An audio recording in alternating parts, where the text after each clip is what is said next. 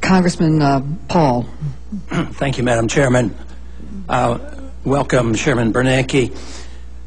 There's a political philosophy that advocates the merging together of the interests of business and government, at the same time with a loss of civil liberties of the people. And I'm afraid we're moving in that direction, not just in the last year or two, but over many, many years. When you think about, especially since 9/11, there has been some loss of civil liberties that we shouldn't be unconcerned about. There are warrantless searches. There's no really financial privacy or medical privacy in this country. Habeas corpus has been challenged, as well as the internet privacy is being challenged. So civil liberties have been challenged.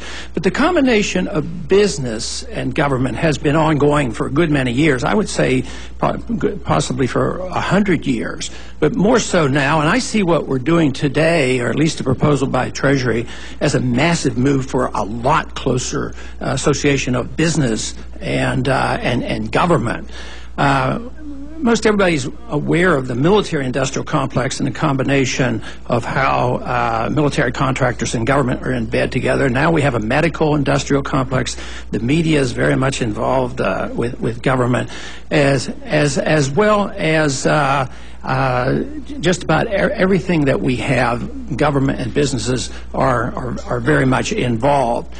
But the original purpose of our government was to regulate the government, and not for the government to regulate the people, because there really isn't any authority to people for the government to tell us what to do with our civil liberties or to run our businesses. I mean, if we believe in the marketplace, the market is supposed to be self-regulating, and there can be a case made for that.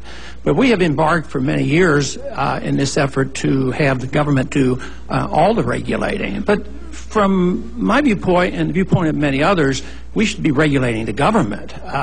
And we essentially don't. I mean, when you think about the authority, you as a chairman of the Federal Reserve and what the Federal Reserve can do, I mean, it really goes unaudited and very, very little oversight.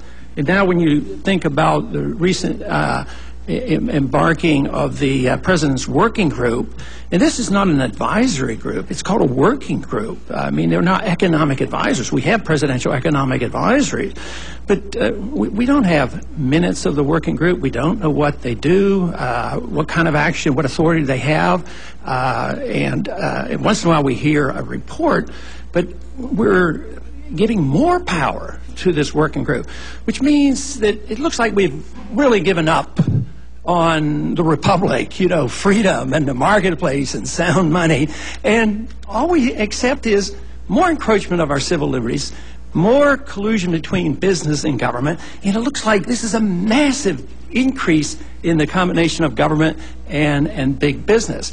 So my concern really is very philosophic. I mean, most of us deal here from day to day, is this regulation good or this regulation bad, without realizing that the general rule is that when government creates a regulation, they create the need for two more regulations.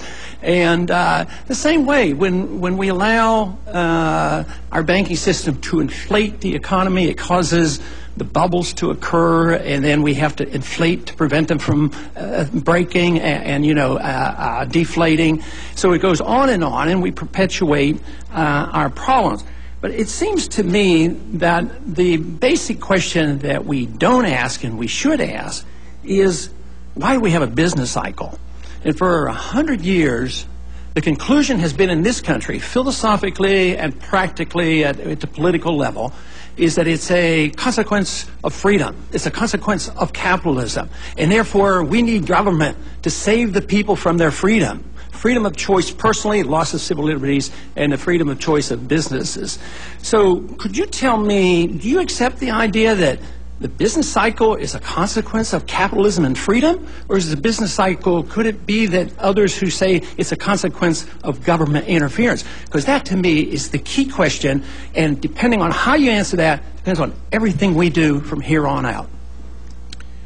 Well, Congressman, first a word on the President's Working Group.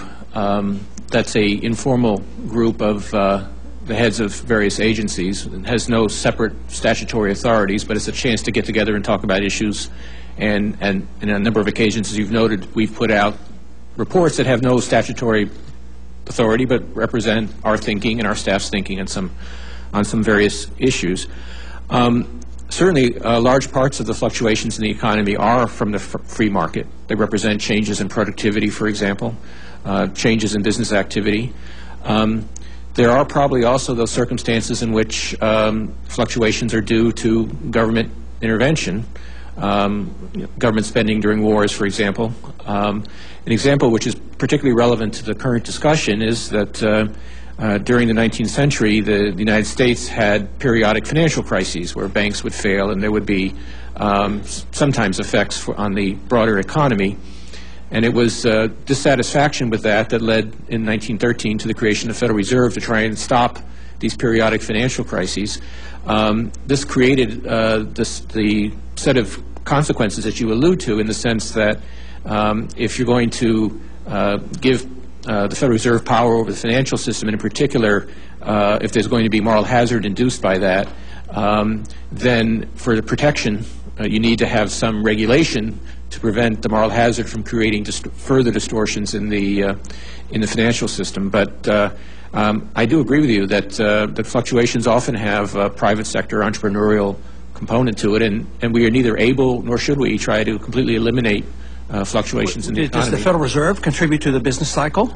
It has. It has in times, most notably during the 70s when inflation got out of control and the Fed had to raise interest rates sharply to control inflation, and it resulted sometimes in slowdowns in real. Does excessive credit and low interest rate cause malinvestment?